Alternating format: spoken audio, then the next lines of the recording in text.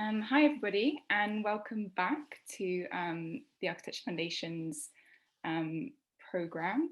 Thanks for joining us this evening. We have a really exciting live screening of a new film by Jim Stephenson, who has been producing films with Piers Taylor, who's been in conversation with Sarah Wigglesworth. She's here tonight, and they're going to be having a discussion about the film after the screening. Yeah, I'm going to hand straight over to Jim and not say any more, but thanks so much. Thanks, Rosie. And thank you everyone for joining in. I can see the numbers going up. It's really good to see people coming to watch the film, because we work so hard on these things and we spend so much time producing them and editing them, and you kind of forget when you're in that process of making the film that at the end of it all there has to be an audience for it. So it's actually genuinely quite emotional to see that there is an audience for these our little films about architecture. So this film is the second in a series of short films that Piers and I have been working on together, where Piers goes and speaks to an architect in a building that in some way kind of sums up their work or their body of work and the way that they like to work, rather than the style that they like to work in. So the first one we did was with Gianni Botsford, and we went to his house in a garden in 2019. And then last year we visited Sarah at Stock Orchard Street to talk to her about the house that she designed and built with Jeremy Till as well. So we're going to watch the film now. It lasts around sort of 25 minutes or so. And then afterwards, we'll do a question and answer. If anybody has any questions during the film, please add them into the chat and we can get to them all afterwards. But yeah, thank you all so much for joining us. And I hope you enjoy the film. So I think now we're going to throw the floor open in a minute and take questions, some of which have already been asked in the chat. But until then, I think we're just going to ask the three of us, maybe ask each other a question or ask one or two questions. And I think I'm going to begin by, I had thought that during the film, I would like to explore this idea, this Kabbalistic knowledge that still exists in architecture school, despite probably 40 years or so since Sarah and Jeremy were at university. I mean, there's still an extraordinary sense of this Kabbalistic, ritualistic world of architecture that we become sort of indoctrinated in at architecture school, and then we retreat from. But hopefully that'll come out in the next half hour or so. But I just want to talk about both of you, Jeremy and Sarah, living in a house for 25 years, which is about the same length, 20 years actually, about the same length that I've lived in mine. And I have likened mine to living in a bad A-level essay. And it's, you know, culturally and creatively, it's the same kind of period of time as John Lennon singing Love Me Do, to him being, you know, shot in New York City 20 odd years later, you know, when he'd grown. I mean, those 20 years as a creative person are a lifetime. And for you both, tell me, or tell us all a little bit about how you have fallen in and out of love. Maybe you haven't. What does it say to be in something that reminds you so strongly of decisions you made 20 something years ago? Do you want to speak, Jeremy? Because I've said a lot so far. Well, I think the first thing to say is that Sarah did most of the heavy lifting during the construction, and she said that it took her about 3 years to forgive the house because of the toil of building it. And so I think there was a period of sort of kind of afterbirth, which was quite painful. But people often ask, would we have done anything different? And the answer is, of course you do things different, because as Sarah says in the film, a house is only a product of a very particular moment, of budget, of time, of thinking, of site, of everything. And therefore, if we had the site again, it'd be completely different. Of course it would. But do we regret things? Absolutely not. No, I mean, it doesn't cause us pain. And I think it was funny taking the architects back around St. Martin's the other day, and you could see them wincing. You know, it's like that. And we certainly don't wince when we walk around the building. Quite the opposite. It's an incredible privilege. Great. Jim, do you want to, or Sarah, do you want to say something else on that? The only thing I wanted to say was that I'm actually quite surprised how many things we got right. Because I mean, I do concentrate a bit in the movie about the things that went wrong. You know, there are a few things that went wrong, and that we've sort of amended. But the light is absolutely beautiful. I think the ability to live in London on a kind of horizontal plane rather than a series of vertical ones is amazing.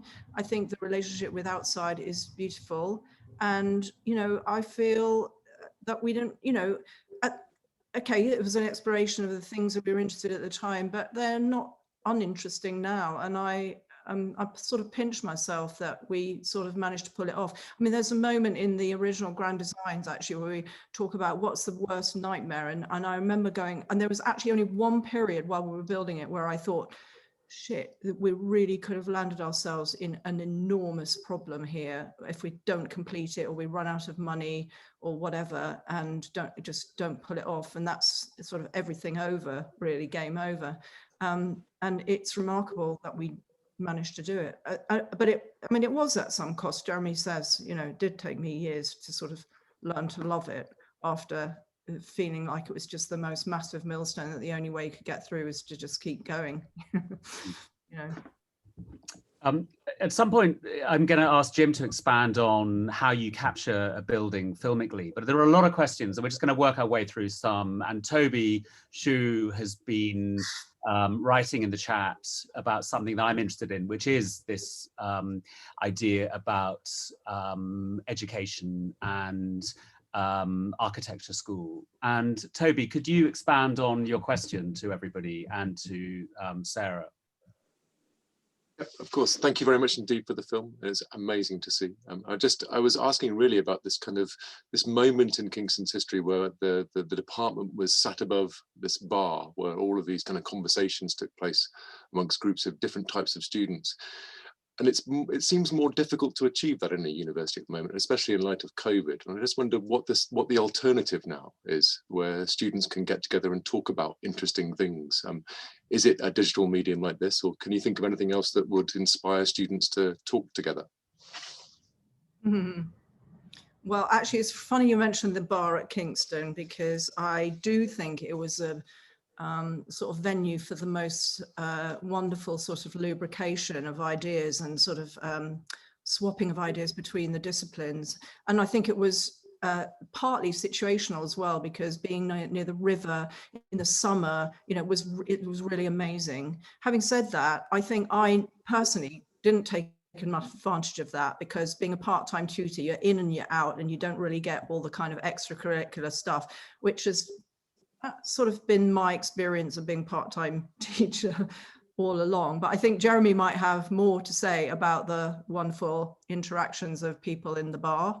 And certainly, I mean, in the generation perhaps before us, where the drinking culture was quite a strong influence, let me put it that way, perhaps it was, even more of a sort of hotbed of ideas. Jeremy, have you got a view on that? Yeah, I think it was extraordinary, but I think also compared to what we experience now, it could be seen as a very internalized world unto itself, from which certain obsessions are played out. And I think that although there's clearly a lot of downsides of COVID, if you just look at what the Architecture Foundation did in the 100-day studio, of opening up the most incredible range of diverse voices, which simply you would never have got in a pre-COVID or down at a bar in Kingston. So I think that I don't underestimate the anxieties and stresses that my students are having at the moment in the lack of that sense of community. But I think that other things are coming to fill the gap, which I think needs to continue. I think that's true. And also I would say that, I mean, I dwelled a bit in the movie about the sort of, let me think, dogma or kind of indoctrination that you go through in any form of education. And I think you probably can't escape that in whatever you do in some respects.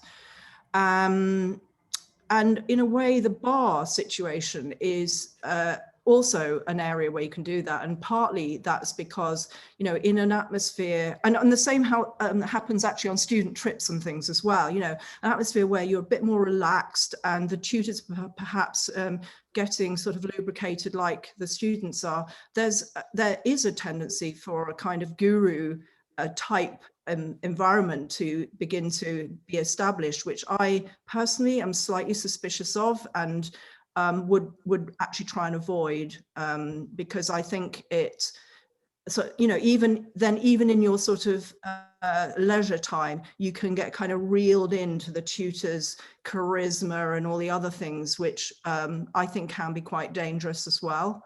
Having said that, the Cambridge School, they don't have any of that, no bar, nothing, no sort of, not even a cafe when we were there, and things happened elsewhere, but the tutors kept very, very far away. So it happened in different ways. And I think, you know, Jeremy's talked about how that can happen online. I think it can happen online, but I think you probably have to work a bit harder for that to happen. Make it happen for yourself. Thank you. So Ali Montero is now interested in you talking more, Sarah, about this traditionally female domain of the domestic interior and how possibly COVID has affected the way that we consider that domain, but also specifically whether there's any advice that you could give young female aspiring architects such as herself, and especially in terms of them contributing their own narratives to this thing we call a profession. God, big one. Well, Ali, are you there? Yeah, I'm here. Do you want to expand on that? Do you want to maybe reframe that and rephrase it in your own words? Yeah, sure. So I'm actually writing an article about this at the moment because I'm particularly interested in this idea that the domestic realm as sort of the female space hasn't really been, as far as I'm aware, discussed much in articles that I've been reading about COVID. There's a lot of these sort of novel ideas of ways that we can change space, you know, these kind of contraptions and folding down beds and movable walls, but I don't feel like there's been a deep enough understanding of the sort of existing residents. You know, these are women who stereotypically in the sort of nuclear family model have been dwelling at home. So yeah, I'm kind of interested in ways that you might consider how women or the idea of this domestic space could be changed, as now, oh, sorry, I threw my video. Yeah, sorry. So yeah, this idea that the domestic home has become an opportunity now for us to sort of really value these sort of domestic chores, like you were saying, the cleaning, like stuff like that now sort of is like an honorary thing to do, whereas before it was sort of considered secondary. So yeah, I'm wondering if you're sort of optimistic that these views might change and maybe change our architecture as well, in terms of maybe not having this like modernist kind of whitewashed aesthetic, and then also, yeah, how it can affect gender roles, I guess. And then the other bit was just, yeah, generally what do you have to say to help encourage women to share their stories? Yeah, sorry, long-winded. That's okay. There's a lot in there, so I'll try and get my thoughts in order. So I guess what lockdown has done is it's sort of revealed to everybody that there is work at home. You know, it's the housework, it's the cooking, it's the cleaning, it's the caring, it's all of those things. And because of that, I think it's those hidden things that tended not to get acknowledged and certainly are not counted in our GDP calculations are suddenly coming into the frame. I think that must be good, because suddenly what seemed to be, you know, out of sight is suddenly back in sight, and that's very, very, very good for raising consciousness and alerting those who don't play a part in doing their bit, you know, to the fact that it needs to get done. Having said that, I mean, it's obviously clear that it's really difficult for women. I mean, you've only got to read the paper to understand that they're still bearing the brunt of the housework and the caring responsibilities and the schooling and stuff like that. And I think that has to be negotiated at a personal level, really. It's got to be a part of the contract of what you and your kin, you know, decide how to split it up. So that's about making demands. But I think the thing about a space of your own is also really interesting. So, you know, when Virginia Woolf wrote her book about a room of one's own, I think that that issue still pertains a lot in the domestic sphere, and that's not helped by, you know, designing new buildings to the lowest standards, which don't allow for a place that you can secrete yourself and work away from the cacophony that is your domestic sphere. And so, I mean, I feel personally very fortunate that, you know, I live and work next door, and I can split that part of my life. And in fact, it's Jeremy who's working at home at the moment, but because we don't have any other people around, he's able to concentrate. So, you know, that's very, very lucky. And I feel very fortunate that we managed to sort of make that space for ourselves to be able to operate effectively. But I think a room of your own is absolutely critical.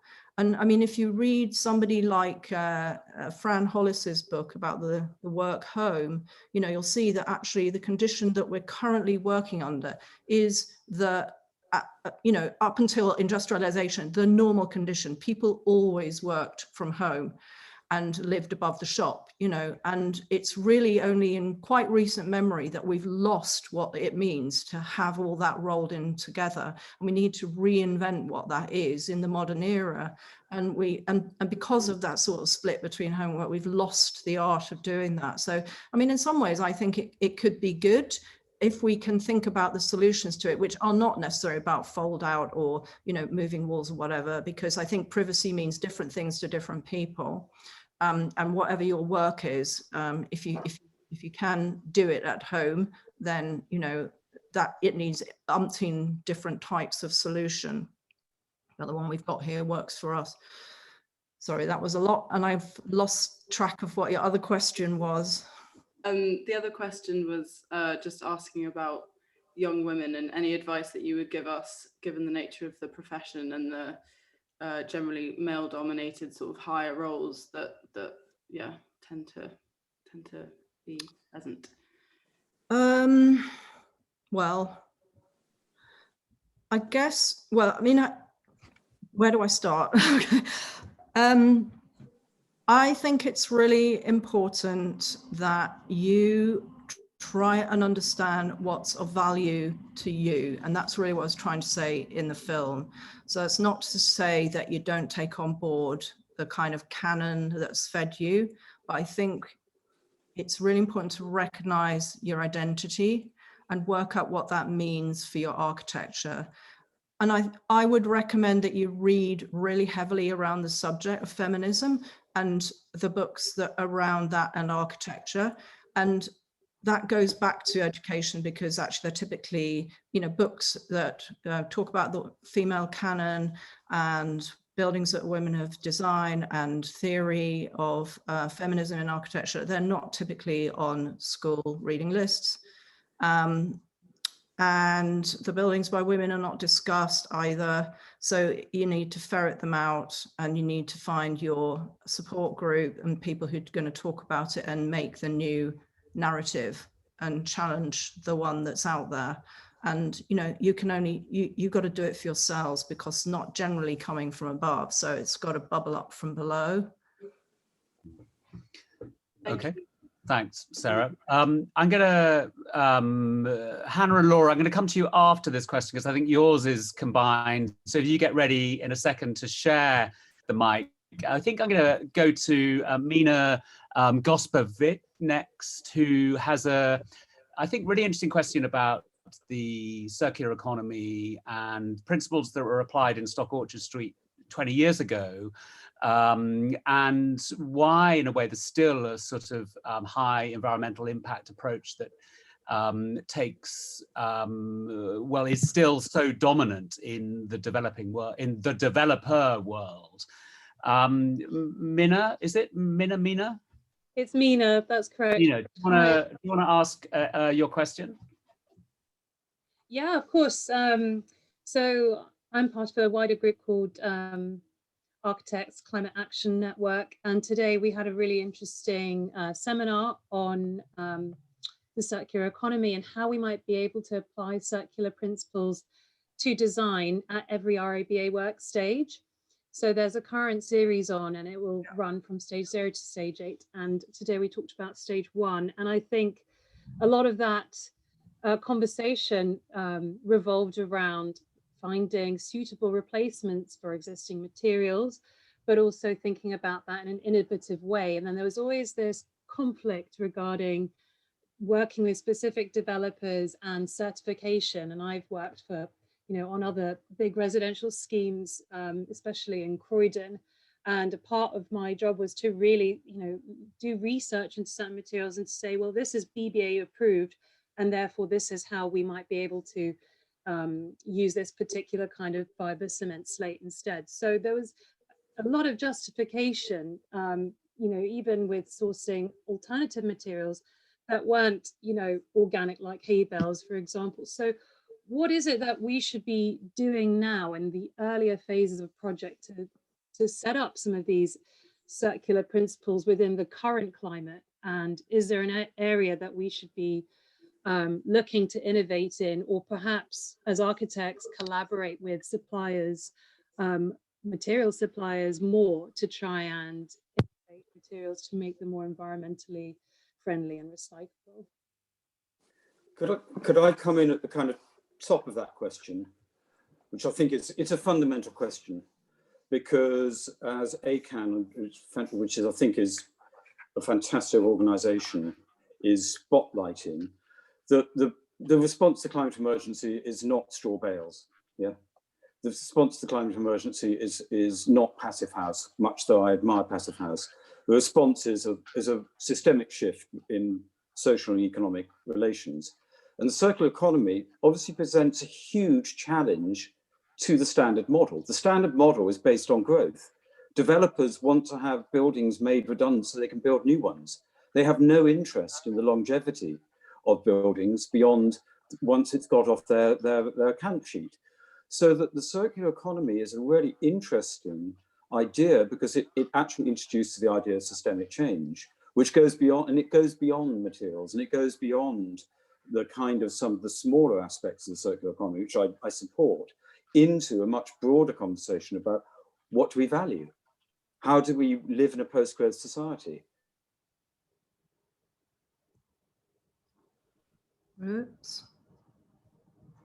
Yes, that's my understanding as well. I think the concern is that because it's a bit of a chicken and egg situation, the economy is not going to change overnight, but other things have to be happening from the ground up. And I think part of that movement is architects feeling like they have a bit more design agency and the confidence to be able to convince other people that it's a good idea, that it's something that we should all be taking responsibility for, as you say, realigning with certain values.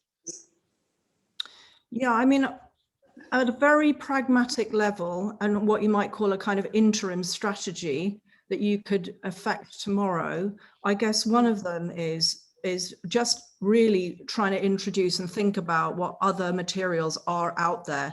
And I mean, typically, if we sign a contract, we're required to sign up to use particular types of material which are considered to be sort of long-lasting and resilient, and they tend to be all the really sort of heavily carbon intensive manufactured items which come along with all the certification that you've talked about.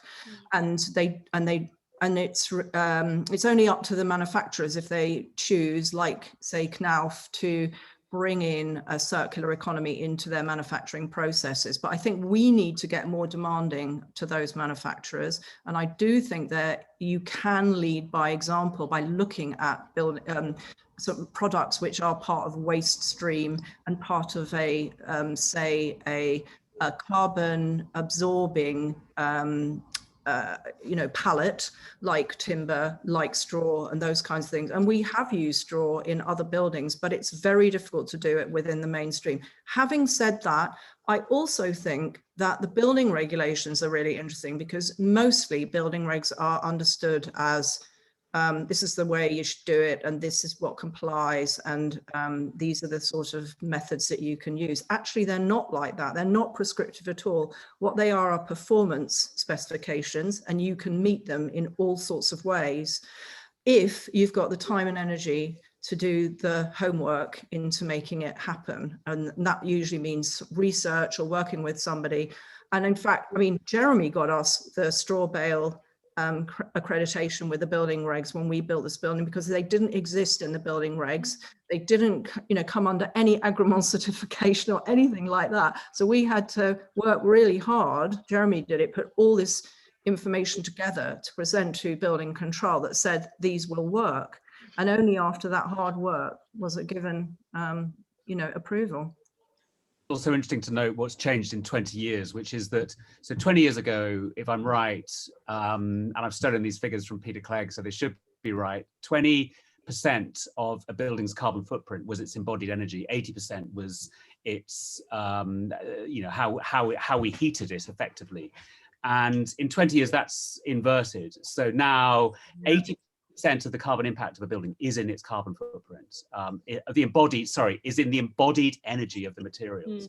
I mean, it's an extraordinary thing that we still don't talk about. So 80% of it in all of our new buildings is the embodied energy, and people still talk about heating as if it's a thing, whereas actually we've kind of dealt with that through building regulation, Within that also, the biggest change you can make is to go from a steel frame to timber frame.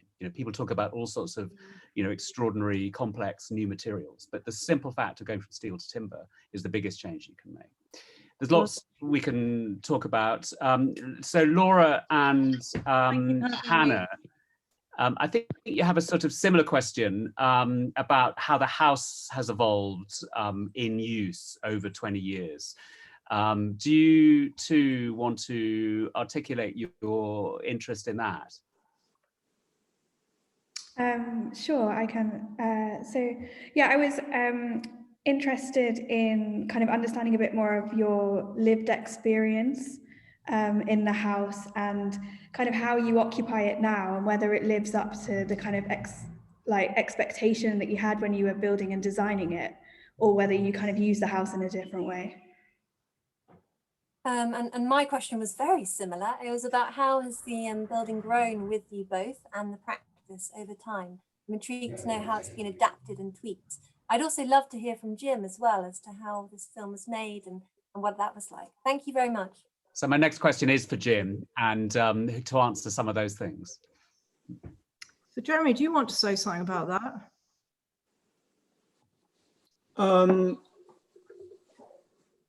How's it evolved? I think we've evolved, and the house sort of has accepted us, which is good, because I think often houses don't accept that, and therefore the sense that houses are often kind of designed in quite a determinist way, and therefore don't accept the evolution of the owner. And I think that this house has been quite sort of forgiving in the way that it's let us change the way that we arrange it, the way that we live in it, and so on and so forth. And the retrofit that we've just done is very much to do with the next 20 years, so that it allows us to continue like that in the future.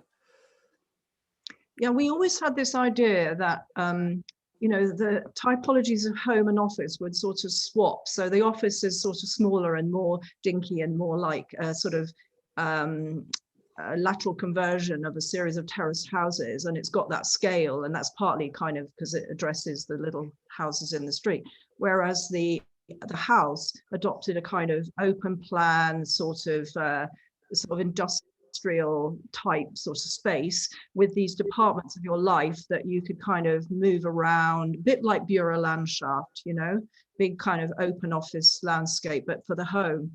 And we have moved furniture around. I mean, obviously we haven't moved the kitchen where the plumbing is and stuff like that, but the rest of it has been a little bit fluid. But on the whole, give or take a little bit of furniture moving, I think we've grown into it, and it's kind of managed to do what we needed it to do. And in the recent retrofit, we only really moved 2 walls, one of which we felt was just in the wrong place in the living room and has managed to open it up even further. And the other one was to make a bit more storage space downstairs, which we, of course, like all architects, forgot all about. And, you know, and that was really about it. And so that's why I say that in some ways, I think I'm surprised how much we got right, really. Jim, do you want to talk a little bit about how filmically you capture something that's complex, multi-layered, and also deals with political issues as well as you know, the haptic things that I talked about? How do you capture those things as a filmmaker? I mean, it's as complex to capture that as it is to understand it, you know, through any other form, through writing or photographs or through visiting it. Even there's so many layers to Stock Orchard Street. I think you have to start. I mean, I personally start from a kind of position of it being an exploration for myself, and I just happen to have a camera with me. I started by, you know, I studied architectural technology and I worked in different practices for a long time. And in fact, my thesis was on straw bale construction. So I was familiar with the house, and I had to sort of tone down my kind of fanboy element of the house and of what Sarah and Jeremy had done, because I used it extensively as reference points in my university work. But you have to start it as an investigation and an exploration. But I think the important thing during the editing process was that we shot all the interview bits first. So I recorded about maybe between 4 and 5 hours of discussion between the two of you, and then cut it all down to about half an hour, which, you know, is really quite a difficult process to do, to shed all of that extra stuff that could be a film in itself.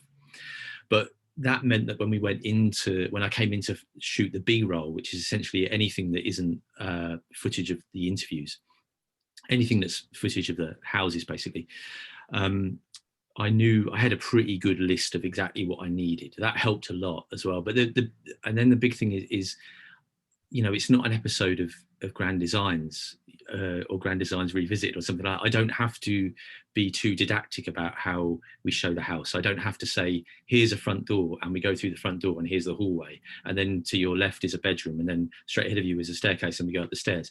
So I'm really not interested in doing that with, I only make films about architecture, but I'm very rarely interested in that kind of film, because I think it's a little patronizing, to be honest. And the Pixar films have this mantra that they work to, that 2 + 2 is always more interesting than 4. And I really believe in that quite a lot, that we can kind of, my aim is to give, this sounds a bit, you know, like I'm a little bit pretentious, but my aim is to give the viewer enough information to build an idea in their head, not just of what the house is and how big it is and everything like that, or how small it is, or what the sizes are, or what the materials are, but actually what it feels like to be there. So all I'm really trying to do is give the idea of a cinematic space to the viewer, rather than describing didactically every single step that you would go if you entered the home and went through it.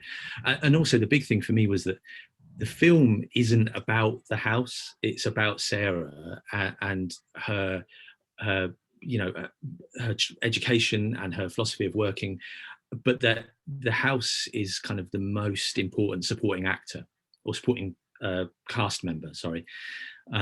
So as soon as you realize that, and as soon as you remember that, you realize that your responsibility isn't necessarily to show every nook and cranny of the home.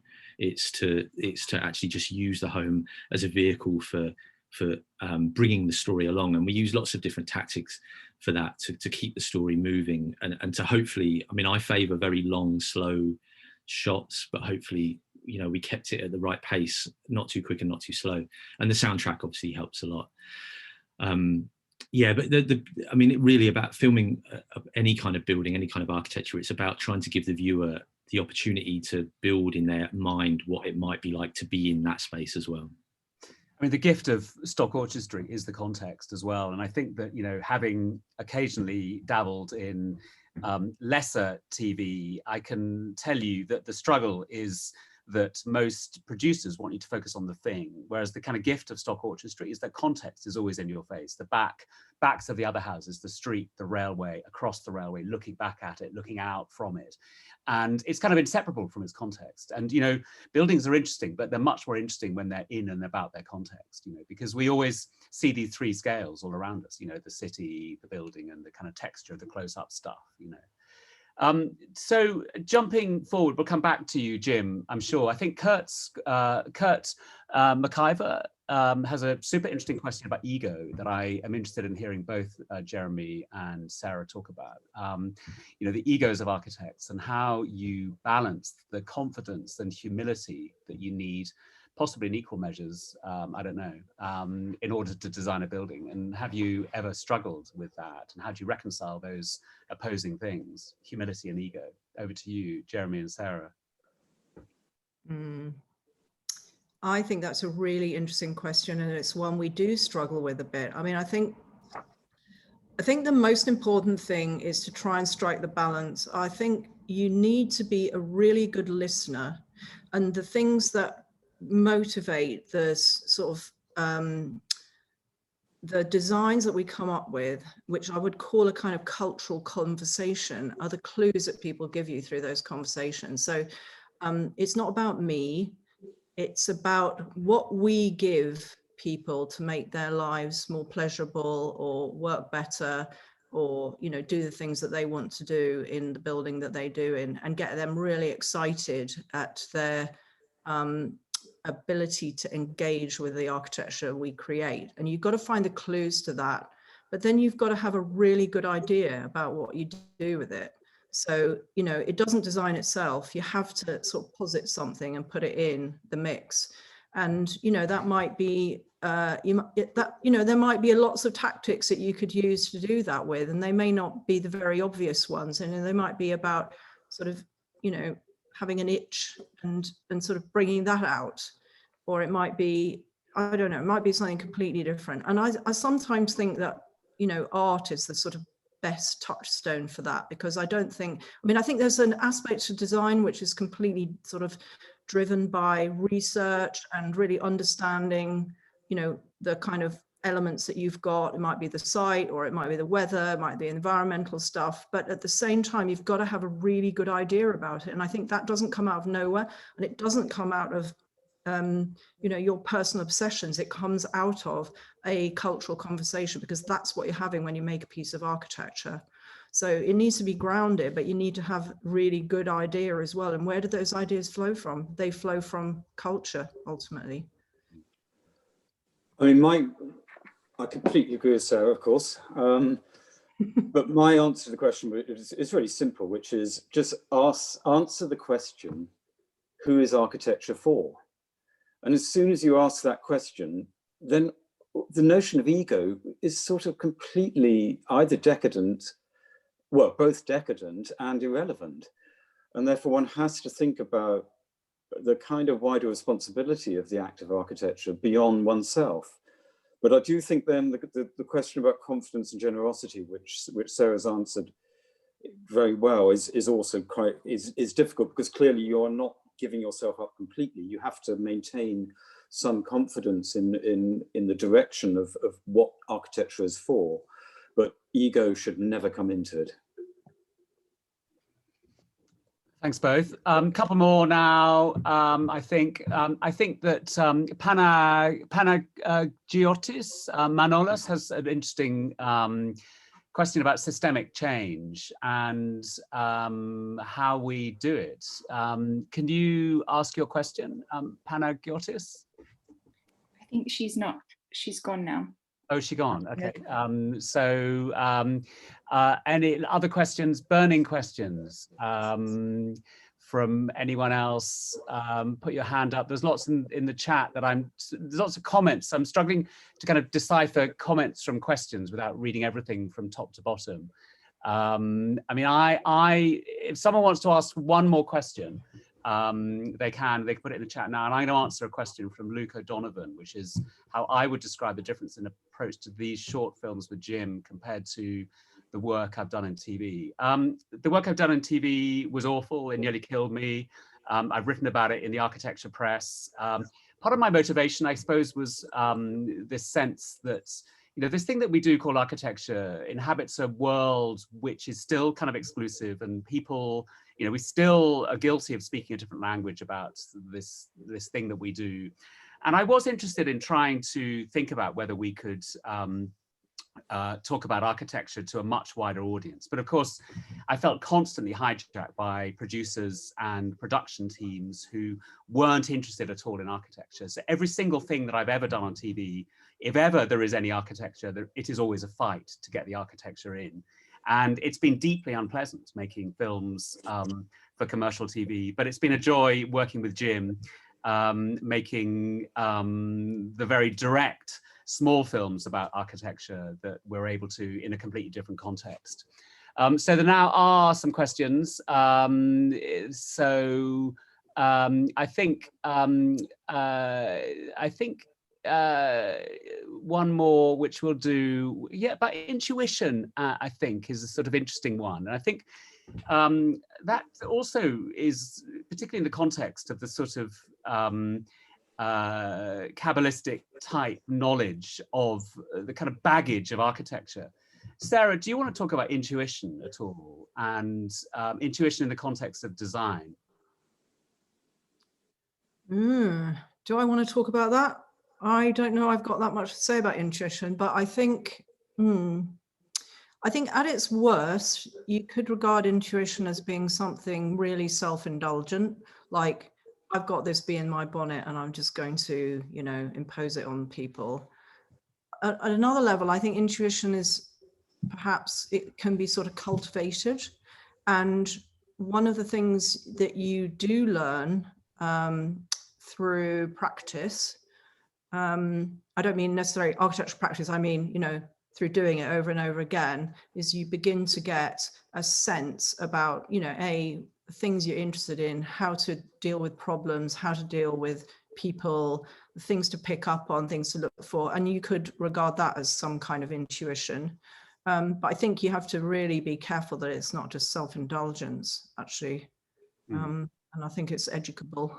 I mean, to a certain extent, I interpret that as the intuition being the practice bit. I mean, practice, you can't teach practice. Practice is the kind of mess and grit of being a reflective practitioner, where you respond in action to stuff as it emerges around you, is something that can't be taught. And when I hear the word intuition, that's kind of what I hear. And I think that, Sean's book of 1983 is still a really interesting description of what it means to be a kind of reflective practitioner. Curiously, I think he gets architecture slightly wrong in it, but actually talks about a therapist very interestingly alongside an architect, and what it means to be able to develop a kind of sensitivity to a context. What you're talking about, though, I would call judgment rather than intuition somehow, because I think you are learning to make judgments about things. I mean, of course, you don't always get them right, but you're building on your sort of past experience, trying to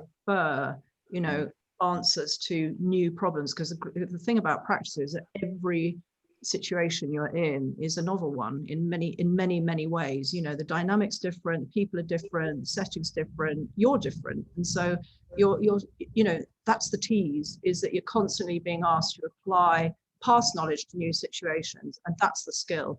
I would say that's not intuition, actually, although I think intuition could come into it, and perhaps there is a bit of a dialogue between intuition and judgment.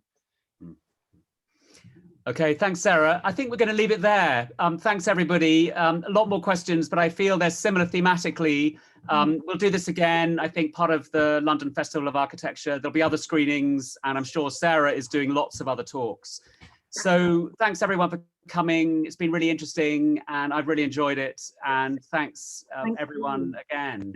Thanks for your interest. Yeah, thank you, everybody, for tuning in. Night, everyone. Thank you. Thank you. Thank you. Thank you. Thank you. Thank you. Thank you.